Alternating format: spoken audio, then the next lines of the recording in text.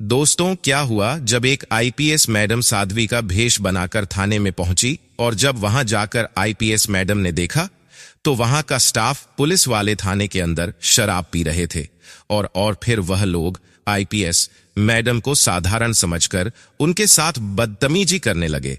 लेकिन उसके बाद आईपीएस मैडम ने उनके साथ जो किया उसे सुनकर आप भी हैरान रह जाओगे।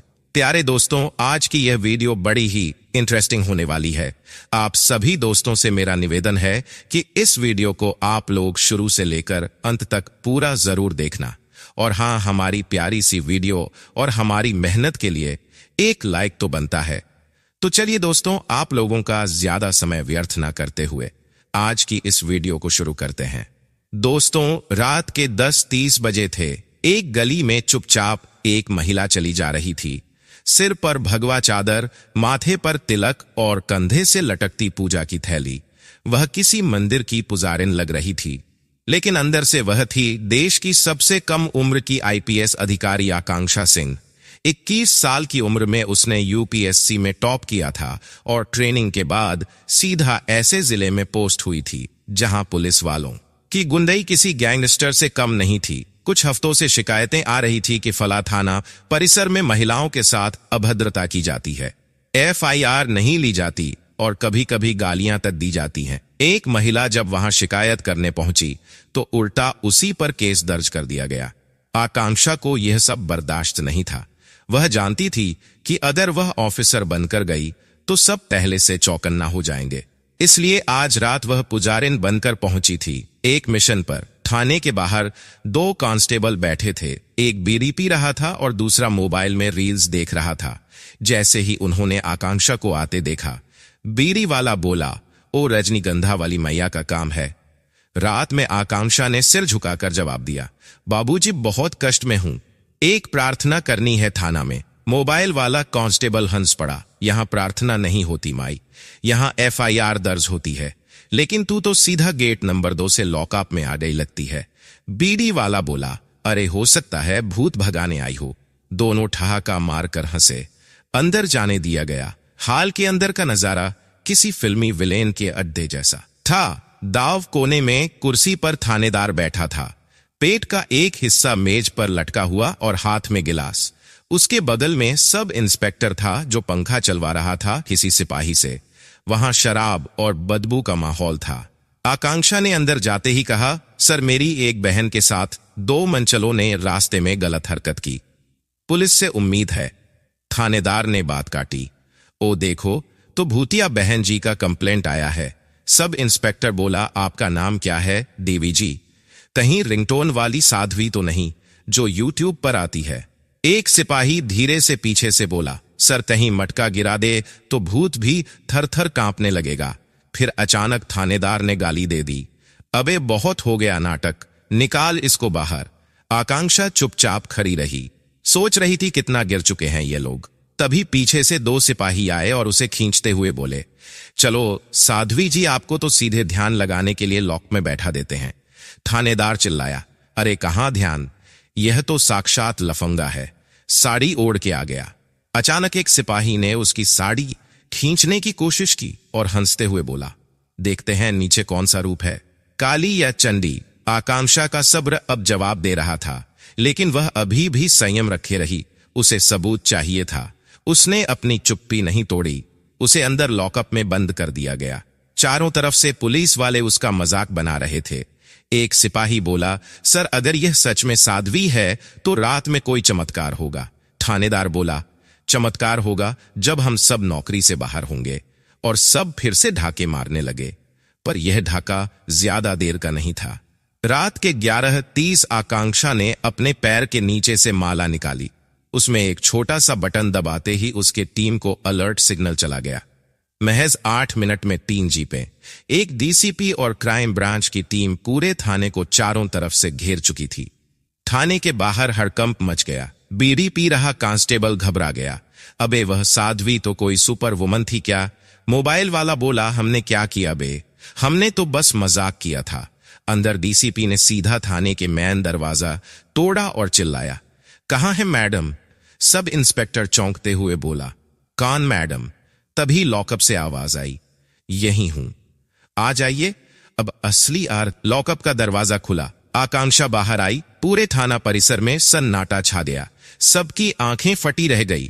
थानेदार हकलाते हुए बोला, आप मैडम आई आईपीएस आकांक्षा मुस्कुराई जी, और आपने मेरी साड़ी खींचने की कोशिश की थी।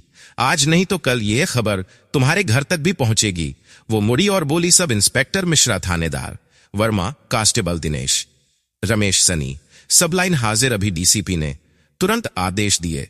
सब गाली और ठहाकों से गूंजता था। अब सन्नाटा शर्म और हिचकियों से भर गया था।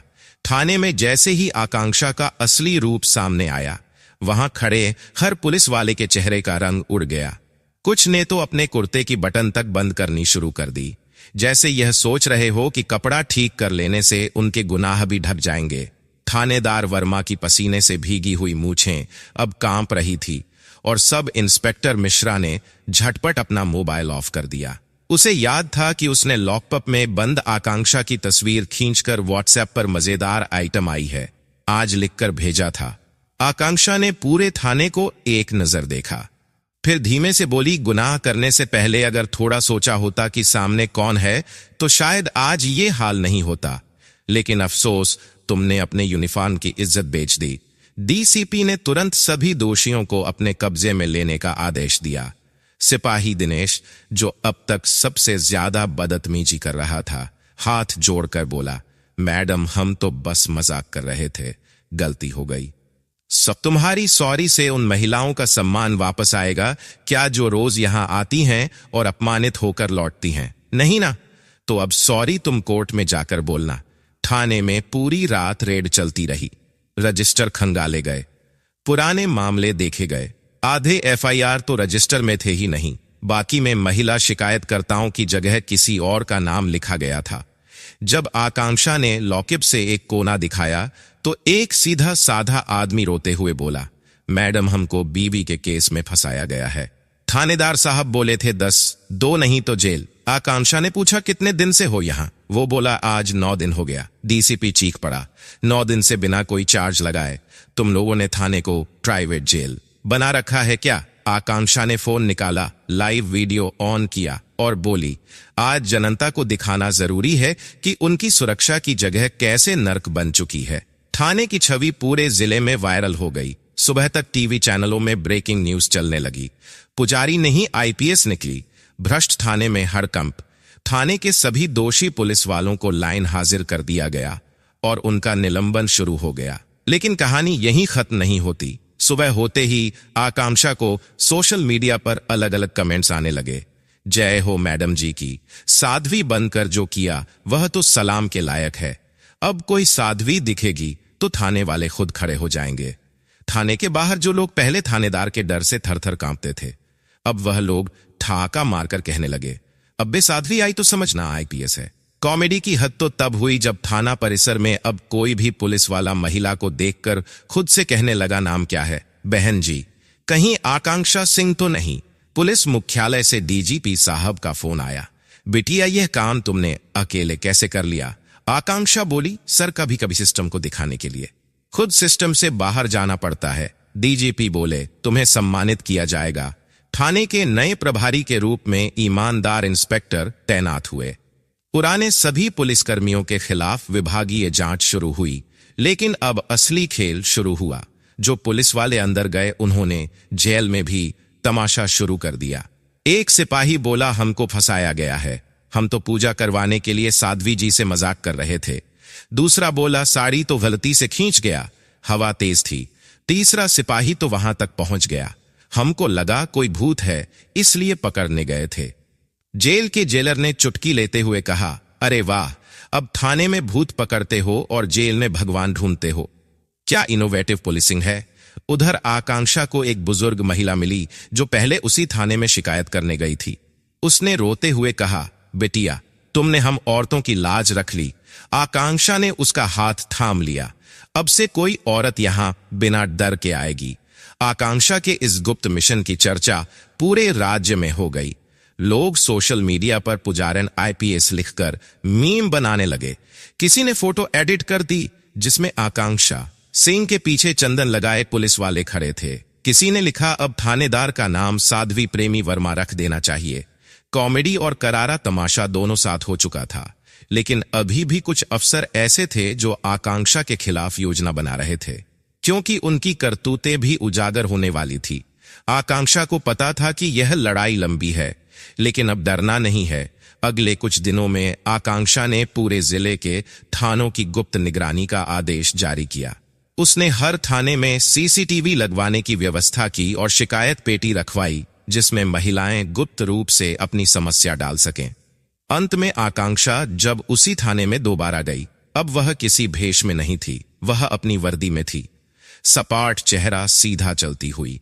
एक नया सिपाही खड़ा था। उसने तुरंत सलाम ठोका और बोला, मैडम, अगर कुछ साध्वी टाइप दिखे तो पहले कंफर्म कर लें या सीधे सलाम मारें। आकांक्षा ने मुस्कुरा कर कहा, अब डर के सलाम मत करना, इंसानियत के लिए करना। शहर के थानों में जैसे ही आकांक्षा सिंह के मिशन का असर फैलने लगा, वैसे ही पूरे पुलिस महकमे में खलबली मच गई।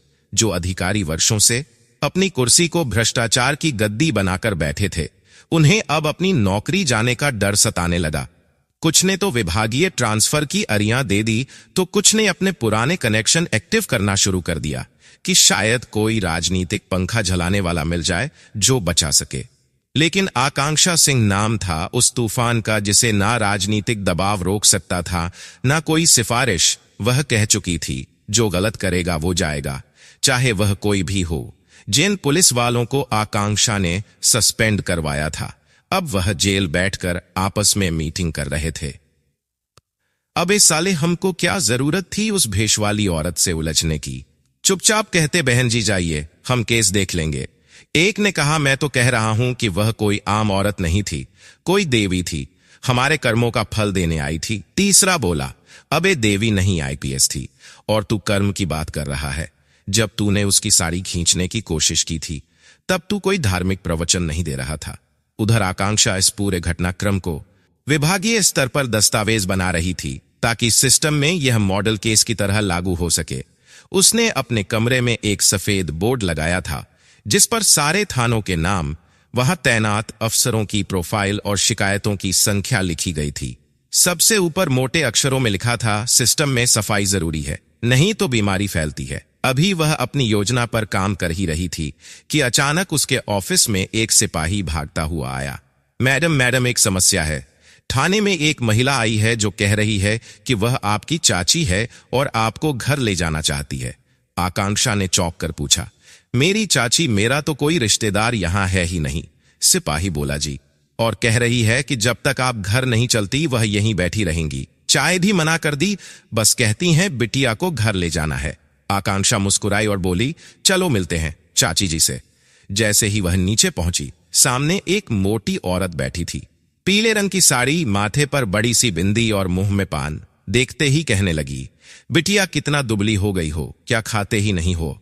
अब देखो ना, थानों के गुंडों से लड़ रही हो, हमको तो डर लगता है रे। आकांक्षा हंसी नहीं रोक पाई। आप कौन है चाची जी?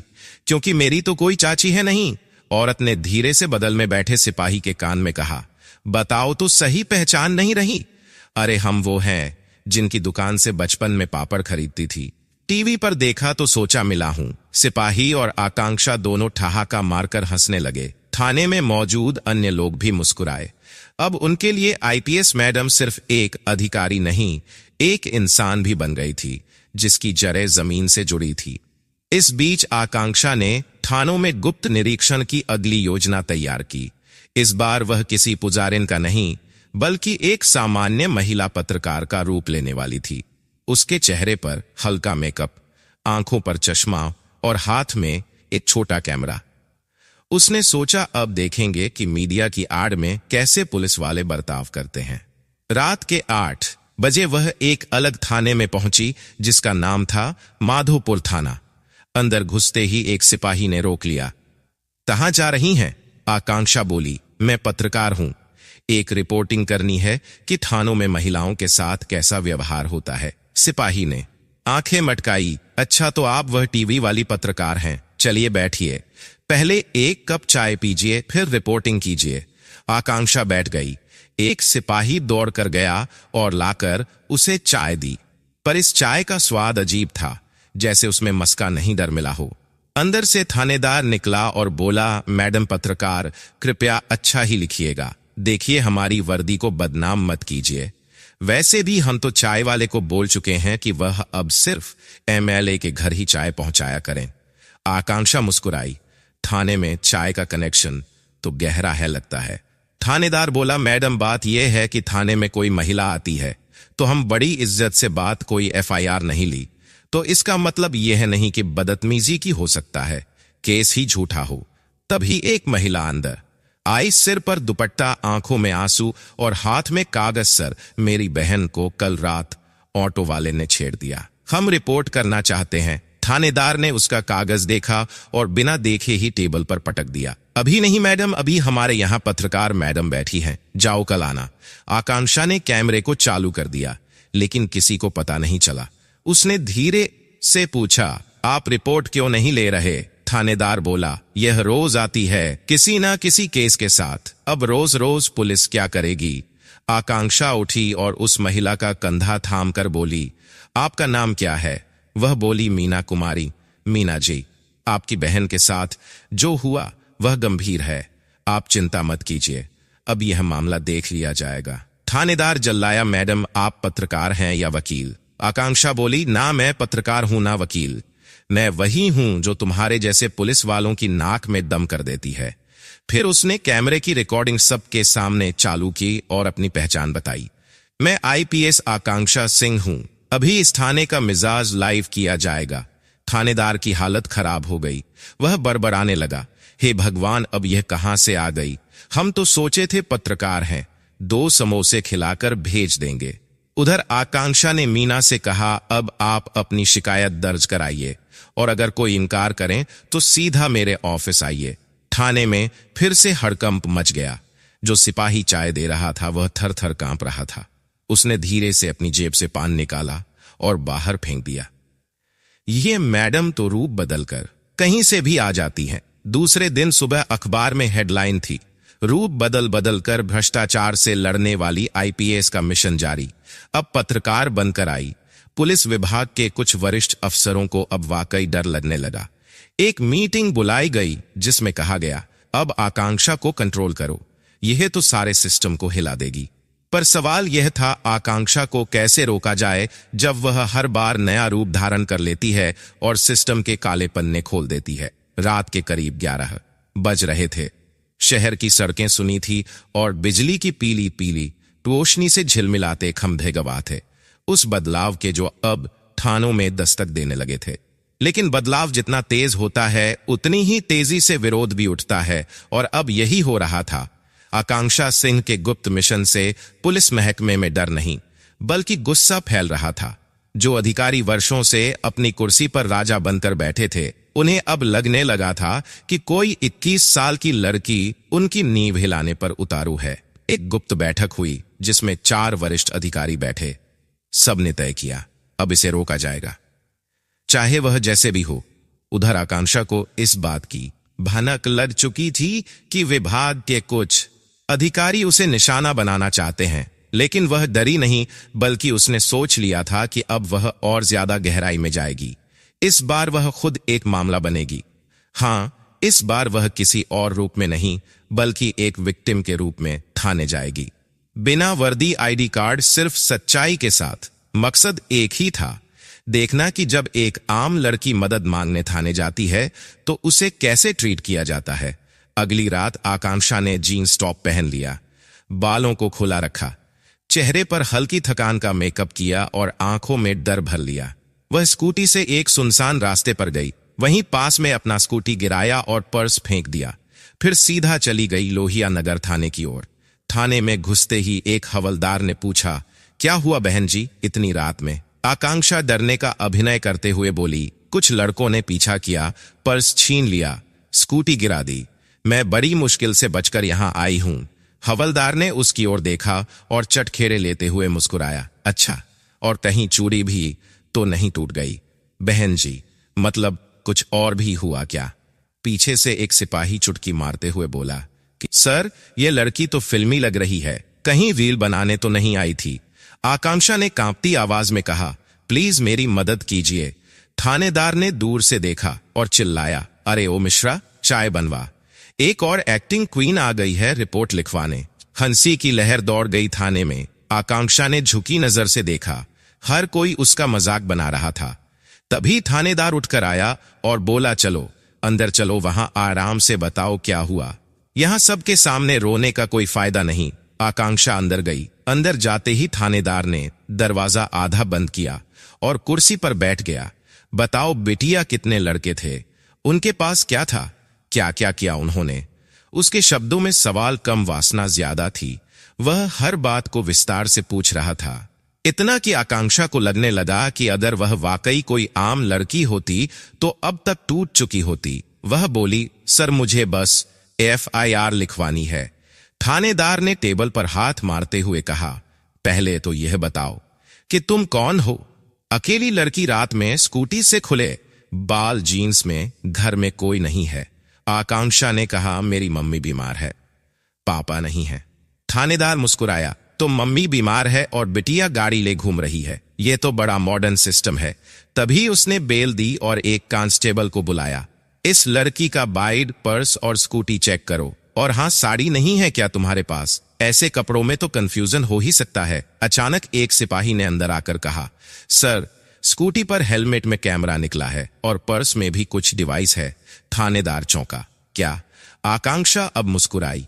वह खड़ी हुई और बोली, अब तो आप पहचान ही गए होंगे, मैं ही हूं आकांक्षा सिंह IPS, और आपने जो बोला वह सब रिकॉर्ड हो चुका है।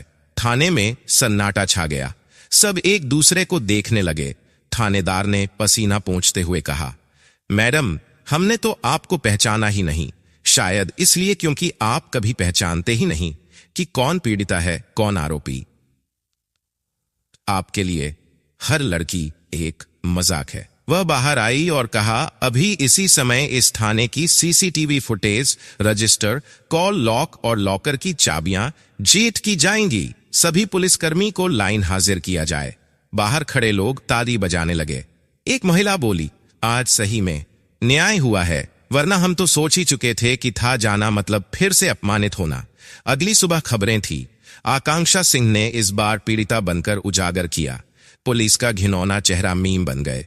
थाने में लड़की देखो, पहले पहचान लो, कहीं आकांक्षा सिंह तो नहीं। कॉमेडी की भी हद हो गई। जब एक थाने में नया सिपाही महिला शिकायतकर्ता से पहले पूछता, आपका नाम पक्का आकांक्षा तो नहीं ना? पीछे से एक और हंसते हुए बोला, अब तो सपने में भी आकांक्षा दिखती है, कभी पुजारिन बन के, कभी पत्रकार बन के, अब तो पीड़िता बन गई। पर यही तो असली ताकत थी आकांक्षा की। वह हर रूप में सिर्फ एक काम कर रही थी, सिस्टम का चेहरा साफ कर रही थी। इस बीच उसे फोन आया उसके बैचमेट अभय शर्मा का। तू पागल है क्या? सबको दुश्मन बना रही है। विभाग के कई लोग तेरे खिलाफ शिकायत दर्ज करवा रहे हैं कि तू विभाग की छवि खराब कर रही है। आकांक्षा बोली, तो छवि बचाने के लिए क्या गंदगी ढक दूं? मैं IPS बनी हूं लोगों की सेवा के लिए, ना कि कुर्सी बचाने के लिए। अभय हंसा, तेरे जैसा बनना तो आसान नहीं है, तू तो वाकई क्रांतिकारी निकली। नहीं, मैं बस वही कर रही हूं जो एक आम लड़की चाहती है, जब वो थाने जाए तो न्याय मिले, ताने नहीं। रात में आकांक्षा अपनी मां के पास बैठी थी। मां ने पूछा, बेटा अब क्या करेगी? आकांक्षा बोली, अब आखिरी रूप बाकी है और उसके बाद सबकी बत्ती गुल। मां मुस्कुराई, भगवान तुम्हारे साथ है बिटिया। आकांक्षा ने मां का माथा चूमा और जब मां साथ हो तब भगवान की जरूरत नहीं पड़ती। सुबह के ठीक 5 बजे थे। आसमान में सूरज की पहली लालिमा उभरने लगी थी, पर शहर की कई गलियों में अब भी अंधेरे जैसे डर और भ्रष्टाचार का साया पसरा हुआ था। पुलिस विभाग में आकांक्षा सिंह का नाम अब किसी आदर्श या प्रेरणा से ज्यादा डर और आशंका का प्रतीक बन चुका था। पता नहीं किस रूप में आ जाए। यही बात अब हर थाने में हर सिपाही की जुबान पर थी। कुछ पुलिसकर्मी तो अपनी यूनिफॉर्म की जेब में गीता और हनुमान चालीसा रखने लगे थे। सोचते थे कि अब ऊपर वाला ही बचा सकता है।